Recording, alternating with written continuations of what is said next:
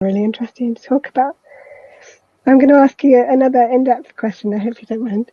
And I would like to know, how did you actually come to start working in the gaming industry? I should have said, actually, while I introduced you, that you are a concept artist for Mediatonic. So feel free to elaborate if you wish. Initially, I've been kind of like one of those annoying people that's known what they wanted to do since I was really small. I discovered what a concept artist was when I was about 10. And pretty much from then on, I was like, this is what I want to do. So drawing has always been a huge part of my life. So that's always felt like that was the route it was going to take. And then you get to, it's hard to know how to get into it when you don't know people in the industry, I suppose. It was definitely tricky, but literally all I did was apply like a normal job on an Indeed, and I did get very lucky. I applied for a different role because I wanted to sort of edge in. I wanted to get to concept art through a different route. But luckily I wasn't appropriate for that role, and I was appropriate for a concept art role. So that's how I got to where I am at the moment. Mm-hmm. And so now that you've reached your, shall we say, childhood dream, do you have any ambitions to move further into different parts of game design and concept art, or are you quite happy where you are generally? I'm very happy where, sorry. Yeah. I'm very happy where I'm at the minute with concept art. Like, it's definitely feels right for me, and I really love it and enjoy it. And it's just a lot of fun, really. I just want to continue doing what I get to do every day, and maybe one day to be able to like create my own projects and things would be amazing. But that's down the line. Yeah. Shall we have a look at some of your art? You've kindly provided us with some lovely portfolio pieces. I think they're all cool. What do we want to look at first? I don't mind. We'll go through them, and then you can tell us a bit more about them. Okay. This is Gandalf.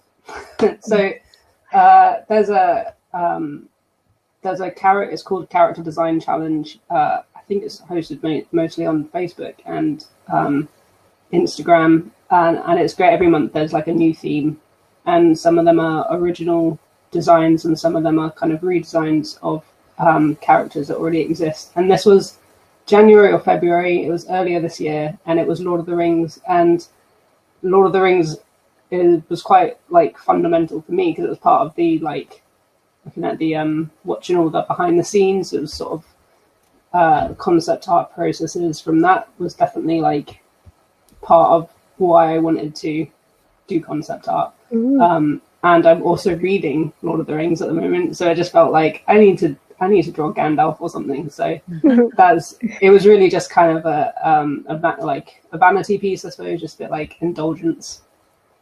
It is really cool. That one. Yeah.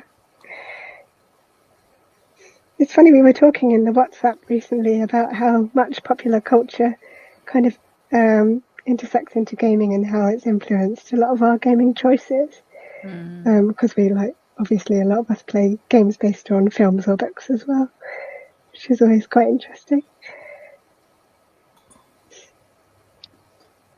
This is kind of my most recent project that I've been working on, and I'm about halfway. It's kind of like a 2-part project, and this is like concept to 3D pipeline. I'm trying to just get myself more familiar with that.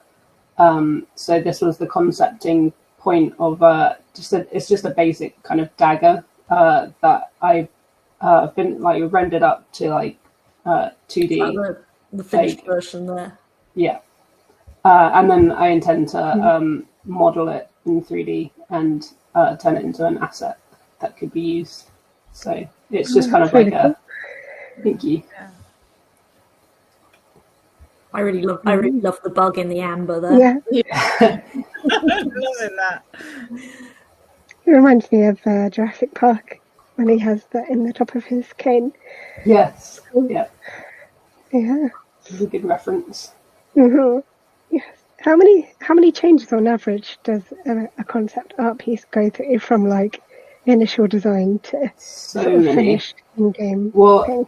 these ones not so much because they're just my personal ones, but for in-game, like so many. It's like it's hard to put a number on it because it does depend, I suppose, on what point you are at in the game. Especially if you're in a game that's already released, there might be less iterations if you're familiar with the established style and things. But earlier on in game design, there's a lot of iterations and backwards and forwards and things that just get thrown out, and you can't be too like precious, I suppose, over drawings because those scribbles just get like they'll be relevant one week and just not the next.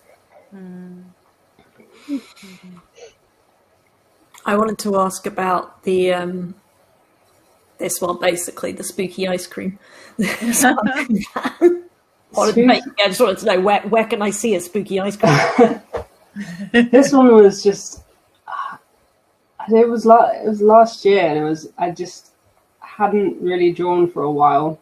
It was that point in lockdown where like we'd all been locked down for like a little while, and it, like the fun of it was wearing off a little bit. It was getting to Halloween. I just wanted to draw a spooky picture, and for some reason a spooky ice cream truck just seemed good to do. It was a lot of fun, actually, that one.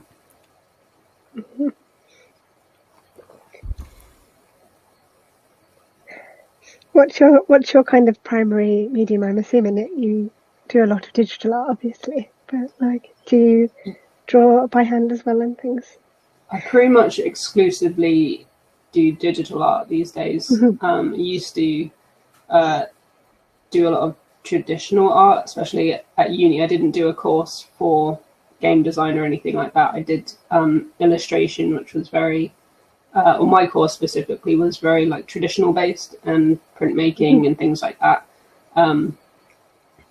But since kind of starting this career, it's pretty much exclusively digital art. Not that like I kind of feel like I need to get back on the traditional boat a little bit, and I did try like this year to start like some painting again, but yeah, no, it's good. It's good because they do inform each other, which is really useful actually, especially with color mixing and things like that. But yeah, digital art is what's used in industry.